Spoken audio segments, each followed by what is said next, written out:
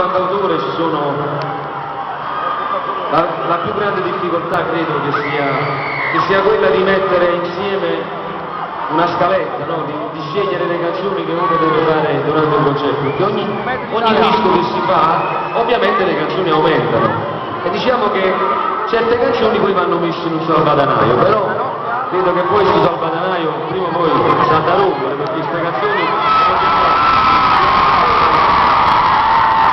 E io adesso per il momento ho fatto questo medley che ho scelto per voi.